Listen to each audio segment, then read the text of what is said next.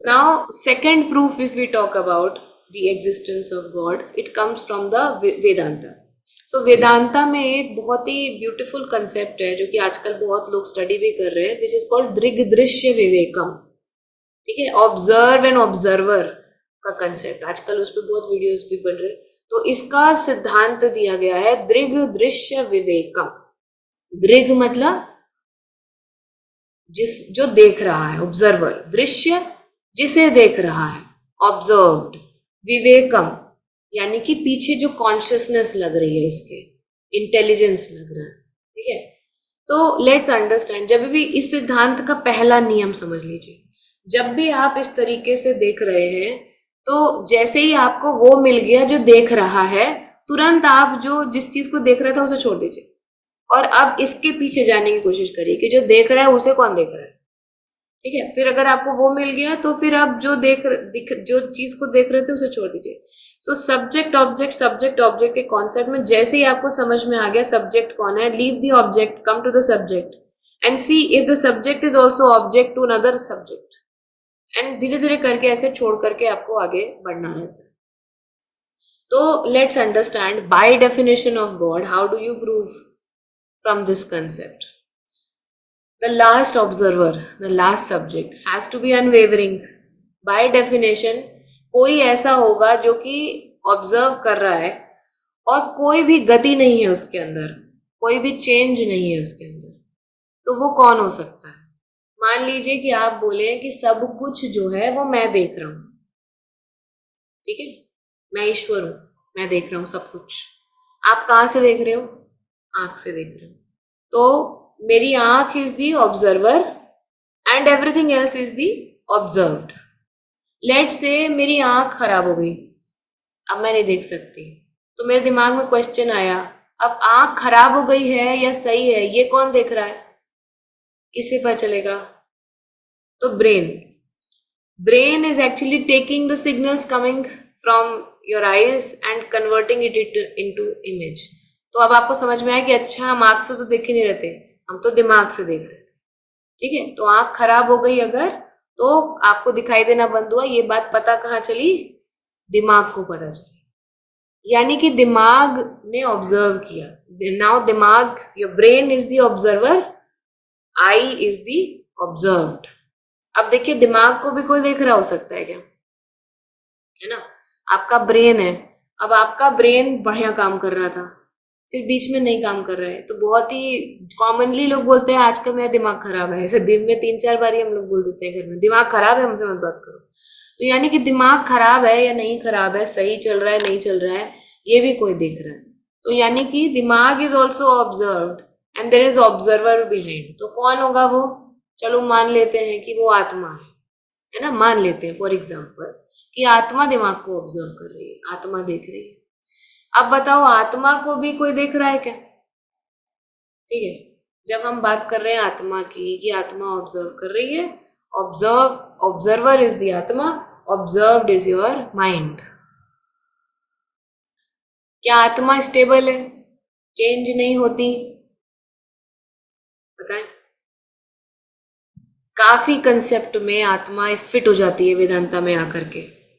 लेकिन again there has to be a Purusha, that has to be God, which is not having any gunas, which is not bound by any of the concepts. Now Atma is bound till the time उसके अंदर कोई ना कोई गुण बचा हुआ है, कोई ना कोई इच्छा बची हुई है. ठीक है, तो दृग दृश्य विवेकम के हिसाब से only the last unchanging observer can be considered as the Purusha or the God. Unchanging. By definition, it should be unchanging. पर आत्मा still goes through of certain changes क्योंकि वो evolution में है. पर the God cannot be under the evolution. So Atma is also observed. Then there is another observer behind. Who is observing them? Who is in which Atma is also existing. Then we come to the concept, according to Vedanta, is the consciousness. तो consciousness को ही उसने बोल दिया है कि वही ईश्वर है. Consciousness is the Ishwar because by definition only consciousness fits in all the things, all the categories you have put about the definition of Ishwar.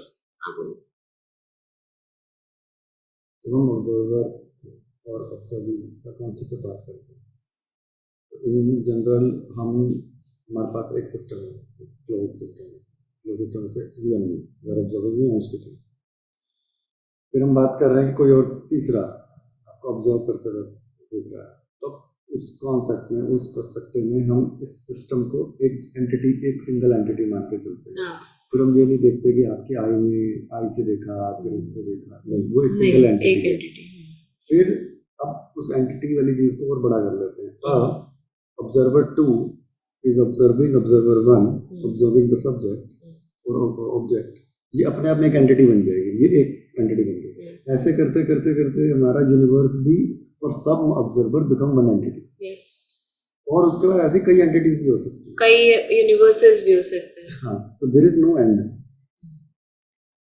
ये तो इन्फिनाइट है। फॉर एग्जांपल हम आज के टाइम पर सबसे छोटी यूनिट एटम मानते हैं, एटम भी नहीं, क्वार्क ये अपनी फोटॉन्स, न्यूरॉन्स और उसके अंदर भी चले गए, तो वो भी हो सकता है कोई यूनिवर्स हो और सम ऑब्जर्वर उसके अंदर ही यूनिवर्स हो, तो ये तो अंतहीन है। नहीं, अंतहीन है।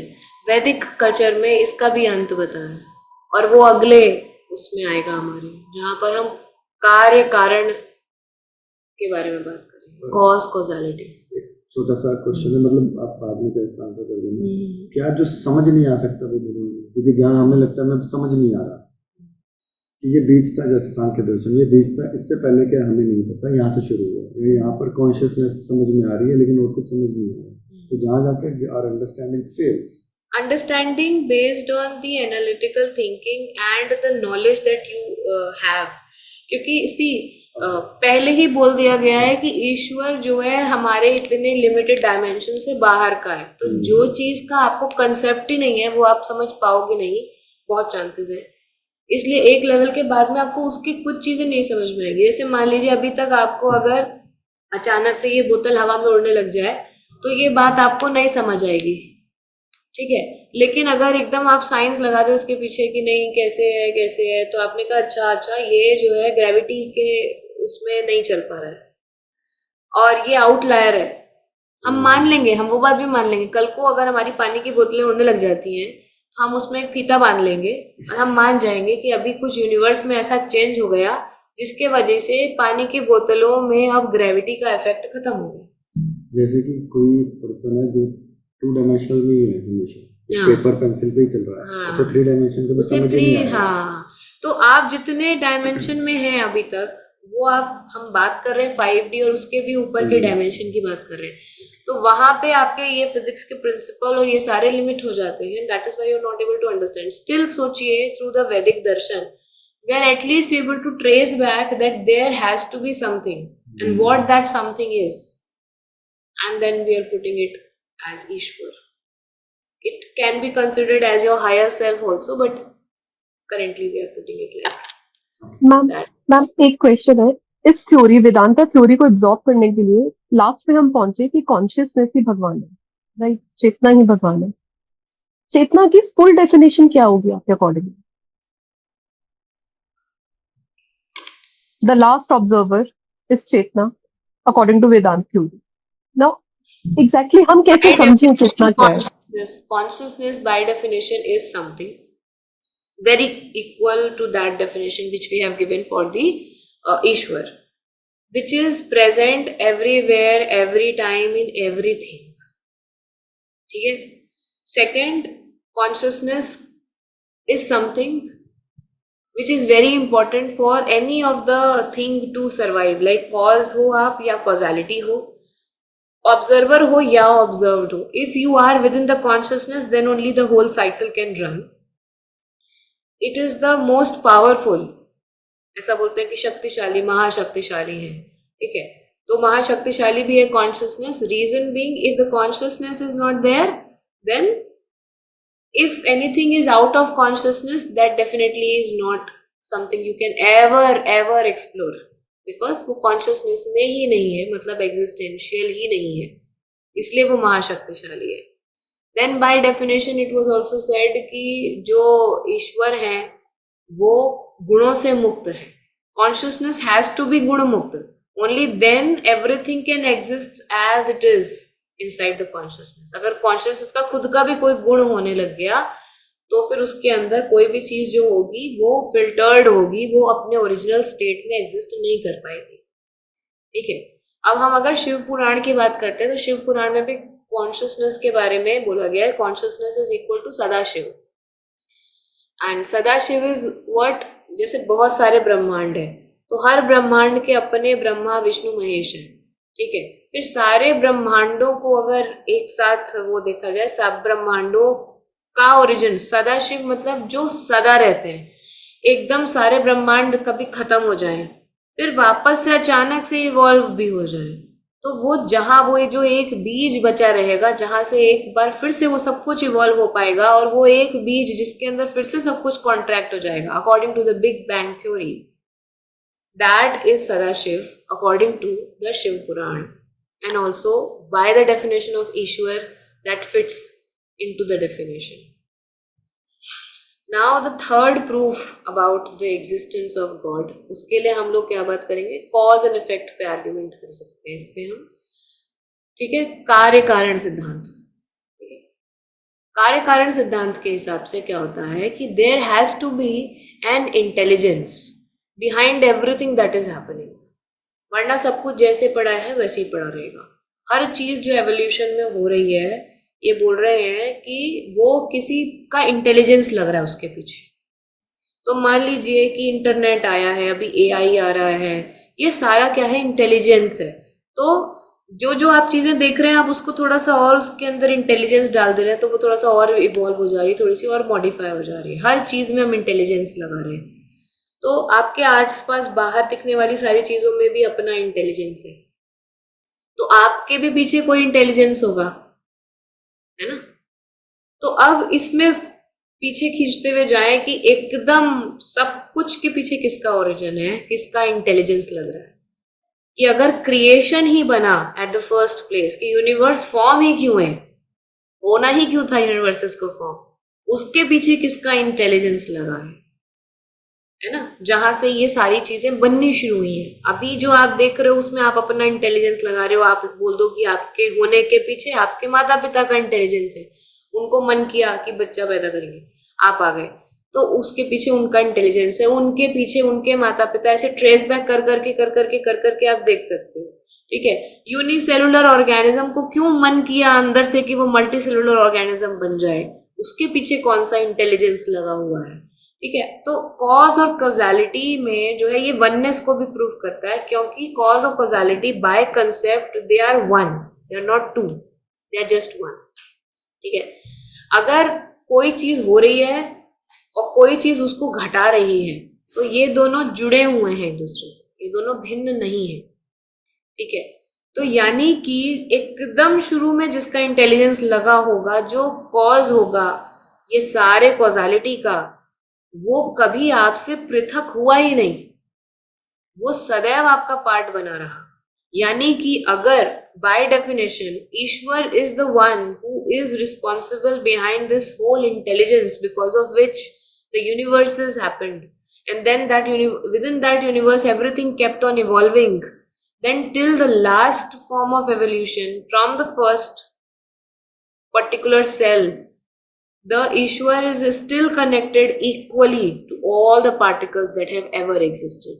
And that brings you to the point where you see that Ishwar is in everything, that intelligence is in everything, that cause is in everything. Because universe is ever changing, है ना, कॉम्पोजिट है. तो यानी कि ये भी कार्य है, कार्य कारण है. मान लो तो क्या क्या कार्य है, वो कारण नहीं हो सकता पर वो कारण से जुड़ा हो सकता है. तो अगर सबसे पीछे जाओगे आपको यूनिवर्स मिलता है कि चलो हम सारे यूनिवर्स का पार्ट है. हम यूनिवर्स को भी लेकिन ईश्वर नहीं मान सकते, क्योंकि यूनिवर्स भी कॉम्पोजिट नेचर का होता है, यानी कि वो भी कार्य है, उसे भी बनाया किसी ने. तो उसको किसने बनाया, उसके भी पीछे कोई कॉजालिटी रहेगी ना, उसके भी पीछे कोई इंटेलिजेंस रहेगा. यानी कि universe is also not God by definition. ठीक है. तो सांख्य के हिसाब से जब कारण कारण सेपरेट नहीं हो सकते, अगर हम सांख्य को हटा दें और दूसरा हम विचार देखें, उसमें बोलते हैं कि नहीं जी ओरिजिन होता है। जिन्होंने ओरिजिन भी माना है, कॉज कॉजालिटी में, वो ओरिजिन मानते हैं कि एक इंटेलिजेंस है। ये बिल्कुल अलग है सांख्य से। सांख्य कह रहा है कि हमेशा, अब दोनों से मैं प्रूव करके बता रही हूँ आपको। एक तरफ हमने सांख्य के हिसाब से बोल दिया कि कोई भी चीज अगर एग्जिस्ट कर रही है तो उसका कोई ओरिजिन होना ही चाहिए, इवोल्यूशन ही होता है, there is no kind of creation, it's always evolution. वो भी प्रूव हो गया। उसके हिसाब से भी Ishwar is that from where everything can be originated, because वो बाय डेफिनेशन फिट करते हैं हर चीज के ओरिजिन के लिए। अगर हम कार्य कारण सिद्धांत पे भी बात करें, कार्य कारण सिद्धांत सांख्य को नहीं मानता, वो कहता है नहीं, there has to be a intelligence which is the responsible for the cause. ठीक है, वो कॉज है और उसकी वजह से कॉजालिटी होती है। तो हम ओरिजिन भी कर सकते हैं। ये कहता है कि नहीं, ऐसा कुछ नहीं है कि कुछ नहीं होगा तो उससे कुछ नहीं आएगा। कुछ नहीं था और फिर इंटेलिजेंस आया तो फिर कुछ आया, इसके अकॉर्डिंग ये है। ठीक है, कॉज कॉजालिटी के साथ अगर उस डेफिनेशन से भी देखें तो वो जो इंटेलिजेंस आया, पहला इंटेलिजेंस जहां से ये ओरिजिन शुरू हुआ होगा, क्योंकि सांख्य के हिसाब से तो ओरिजिन ही नहीं हुआ था ना, पर कार्य कारण सिद्धांत के हिसाब से उन्होंने कहा कि ओरिजिन होता है। अब ओरिजिन होता है तो उस ओरिजिन के पीछे किसका इंटेलिजेंस लगा, किसकी इच्छा लगी? By definition that also can be only God and nobody else. बात तो वही आ गई ना कि अब नहीं पता कि इंटेलिजेंस आई तो किसकी आई, तो चलो गॉड मान, पिछले वाले कॉन्सेप्ट में भी यही नहीं कि नहीं पता चला, चलो कॉन्शियसनेस। जहां जाके our analytical skill is breaking, that break point will considering as god. नहीं, बाय डेफिनेशन ऑल्सो हम वैदिक गॉड को प्रूव करने की कोशिश कर रहे हैं वेदों के हिसाब से। ये सब बातें भी उनके समझ में आएंगे जो कि वैदिक कंसेप्ट्स को मानते हो। अगर आप वैदिक कंसेप्ट को नहीं मानते हैं, आप साइंस को मानते हैं, तो science always and always and always starts on the hypothesis. आप बिग बैंग थ्योरी को मान रहे हो, जबकि वो आपके और आपके बहुत सारे पूर्वजों के एग्जिस्टेंस के पहले की बात है। आपने तो अपनी आंख से देखा नहीं। There is no analytical proof also there showing that also is a hypothesis. In fact 89% of it is just the hypothesis. हमें साइंस, मैं पर्सनली साइंस पे भी इतना ट्रस्ट नहीं करता कि लास्ट 200 इयर्स की साइंस इतनी इवॉल्व हुई है, वो खुद को ही कॉन्ट्राडिक्ट करते रहे। तो वो भी कोई बेस बना नहीं पा रही है साइंस में। सी बहुत सारे समय पर ईश्वर की एग्जिस्टेंस पर क्वेश्चन किया गया है। अभी कॉन्शियसनेस, पहले ईश्वर पे होता था क्वेश्चन, तो उस पे बहुत सारा लोगों को सीधे वो धर्म पे आ जाते थे कि धर्म का क्या है, क्योंकि धर्म को सबने ऐसा वो एक बना करके रखा था कंसेप्ट कि अगर धर्म है वो ही बताता है कि क्या सही है और क्या गलत है। क्योंकि अगर अगर एक एक इंसान के कंसेप्ट के हिसाब से देखता रहेंगे ना, तो कभी भी कोई फिक्स मोरालिटी नहीं हो पाएगी, क्योंकि morality will always be dependent on your exposure. आपके हिसाब से जो मोरालिटी हो सकता है किसी और के हिसाब से वो इमोरल हो जाए, तो that can not be the ideal truth. तो इसलिए धर्म बनाया गया ताकि there should be an ideal truth which everyone should be able to follow, है ना, ताकि सोसाइटीज फॉर्म हो सके। ठीक है, when intelligence evolved within the human beings, then they started living as communities, as societies. They started to understand कि which is going to be the best system in which हम एक बढ़िया community बना करके और फ्लरिश कर सकते हैं। Till the time that stability is not there, you will not work on the intelligence. अगर आपको मान लो पेट ही नहीं भरा है आपका, तो आप एवोल्यूशन के बारे में, इन सब चीजों के बारे में नहीं सोच सकते हो, है ना। तो पहले जो है ये सारी चीजों को स्टेबलाइज करना सीखा। जहां पहले हर इंसान जानवरों के जैसे ही रोज अपने खाने के हंट पर निकलता था और खा करके सो जाना उसका काम होता था, उसने कहा नहीं, I can actually collect and keep the food. Let food not be the only purpose of my life. The moment they were able to sort out the food thing, then they had a lot of time remaining on which they started to develop more. कि अब वो दूसरा उनका होता था भय from the जानवर हो गए और अलग अलग एनिमल्स हो गए, उनसे बच के रहना है। ठीक है। तो उनसे बच के रहने में उनका समय निकलता था बहुत ज्यादा, हर समय अलर्ट रहना है रात में दिन में। तो उन्होंने कहा कि ये भी हटाओ, हम इस तरीके का सिस्टम बनाएंगे कि हमारी सुरक्षा हमने इंश्योर कर दी। ठीक है, घर बना लिए, तो वहां से घर बना करके रहने लग गए, शेल्टर्स बना करके रहने लग गए। ये भी उन्होंने जानवरों से सीखा कि वो भी तो अपना शेल्टर बनाते हैं, तो हम भी बनाए। तो उन सुरक्षा का पॉइंट सॉर्ट आउट हो गया, फिर समय बचा, रिप्रोडक्शन शुरू हुआ।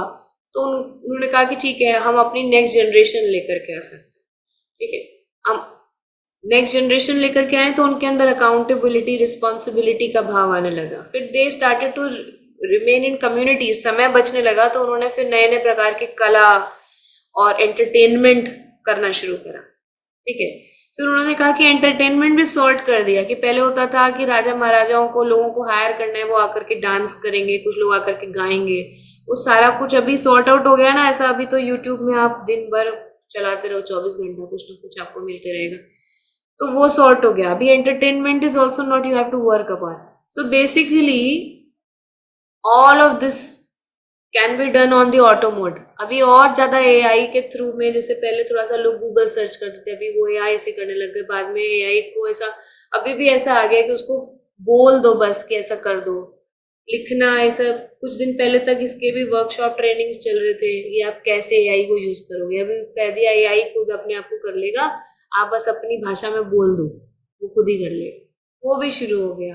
अब कुछ समय बाद ऐसा हो जाएगा कि वो बोलने की भी जरूरत नहीं है, कोई डिवाइस लगा दिया, वो मन की बात आपकी समझ जाएगा और खुद ही आपके मन का कार्य बिगड़ देगा। ठीक है, so see, you are getting independent, independent, independent. Any kind of evolution will give you freedom, and that brings you to the concept of अंतिम मुक्ति। किसी भी रास्ते से चल लो, आखिर में आप कहाँ पहुंचोगे?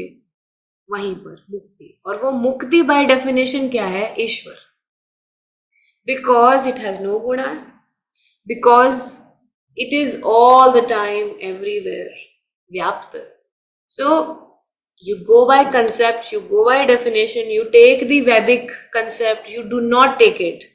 Either way, you cannot go anywhere other than mukti. चाहे आपको वो चाहिए हो और चाहे न चाहिए.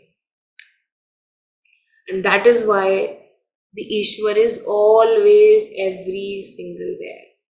He is not waiting till you get the concept to ask for his existence. Basically, he's not a person. He doesn't say that. He doesn't perceive that. He puts on himself. हाँ, हम अगर आप जैसे कि आपके लिए कभी मान लीजिए आपने माना है कि राम जी ईश्वर है, ईश्वर के अवतार हैं, है ना, सीधा ये बोलते हैं हम लोग, ईश्वर के अवतार हैं, धरती पर आए थे, इस वजह से उनके अंदर ये गुण थे। वरना जब ईश्वर फॉर्म में है तो कोई गुण नहीं है, गुणातीत हो गया। ठीक है, इसके बाद और पीछे जाकर के ऐसा देखे कि चलो ईश्वर भी हैं, जो जहां पर ईश्वर एकदम फैमिली के जैसे रह रहे हैं, कैलाश में रह रहे हैं, सब कर रहे हैं। ठीक है, तो वहां पर भी आपको लगेगा कि ये तो एकदम ऐसा ह्यूमन टाइप लग रहा है, बिल्कुल ही बच्चे हो रहे हैं और गुस्सा आ रहा है, सब कुछ चल रहा है, गुण है ना। तो फिर भी वो हो गया कि चलो ठीक है, ये शिव जो है ये किसी काम दिया गया उनको, तो he is doing a work. उनको जब भी आप उस शिव की बात कर रहे हैं जो कि आपके कोई काम परफॉर्म करते हैं, तो that is the function, is the God in that point, not the original God. ठीक है, when you're talking about the Vishnu also, that is how, that is why this is so much to contradictory. अगर आप कार्तिकेय की बात करें, the way Kartikeya is worshipped in south and the way it is worshipped in north, completely different.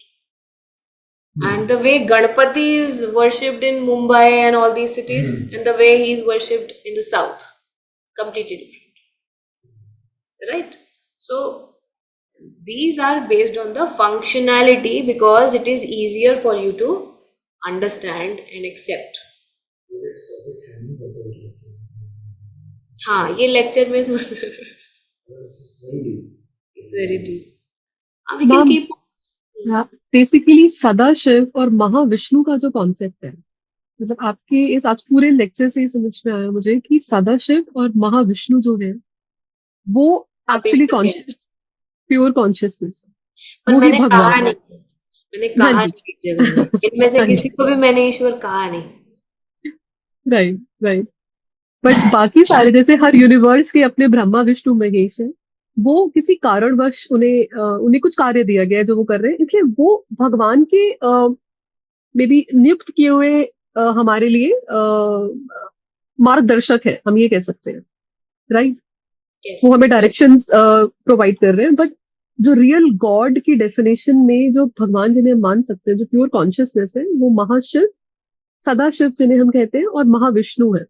But ma'am कई जगह कहते हैं कि सदाशिव है जो कॉन्शियसनेस है, कहीं कहीं कहते हैं महाविष्णु है। तो ये कॉन्सेप्ट भी आप may be next theory, I think ये बहुत बड़ा टॉपिक है तो may be next theory class में अगर आप थोड़ा हम इस पे भी डिस्कस कर पाए। सदाशिव है जो आई मीन सब सब सब चीजों का ओरिजिन है, या फिर वो महाविष्णु है। ये चीज थोड़ा कंट्रोवर्शियल है जो अभी तक समझ नहीं आया। मैम ये ये मेरा भी क्वेश्चन है। सेम मैंने लिखा हुआ है, ऑलमोस्ट सेम ही क्वेश्चन है।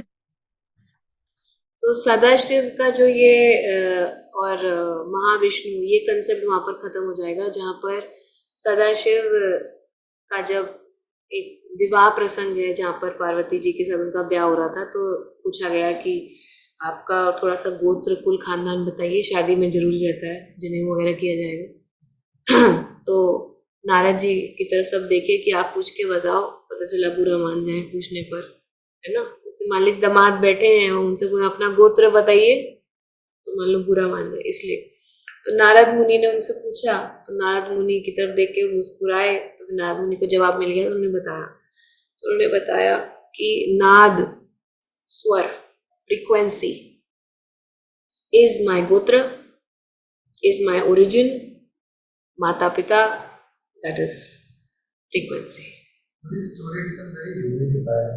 Yeah, that's why, but the concept is not.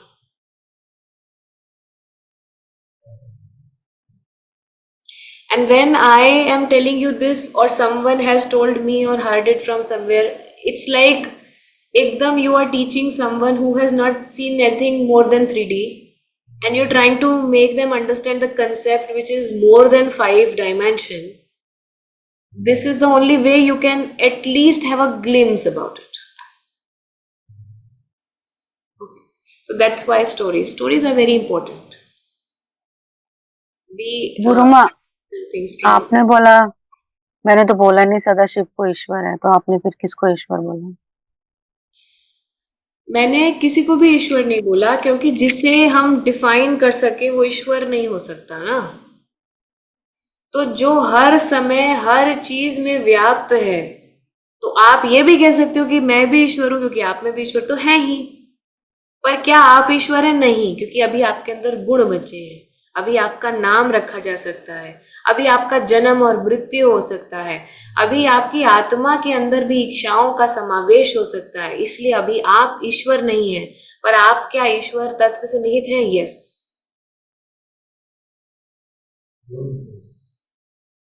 Space. God is space, yes you can say God is space. ये वेद उसमें एक, again I will put a story, you don't like stories, but एक बार ऐसे एक भक्त जो है अपने गुरुजी से पूछ रहा था, ऐसे गुरुजी मुस्कुरा के ऐसे देख रहे थे, कहले कहाँ देख रहे गुरुजी? कह रहे हैं ईश्वर। कहले हमें भी दिखाइए। कहले देखो। तो कहने लगा अच्छा पेड़ में है क्या? कह रहे नहीं उसके पीछे। तो कहने लगे ओके ओके, वो बिल्डिंग के पीछे है? कह रहे ना ना उसके वो पीछे। कहने लगे अच्छा बादल? कह रहे ना। पहाड़? आकाश? कह रहे नहीं। कह रहे अच्छा ब्रह्मांड की बात कर रहे हैं? कह रहे नहीं बेटा। तो कह रहे तो कहाँ है फिर? कह रहे कि ये सब जिसमें है, जिस स्क्रीन पे ये सारा चल रहा है, वो ईश्वर।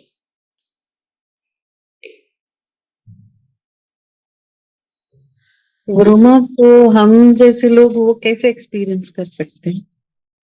इसीलिए आप जिसको ईश्वर माने वो ईश्वर है, क्योंकि ईश्वर तो सब जगह है ना। अब आप रखिए हम्म, मूर्ति और कहें कि ये ईश्वर है, वो है।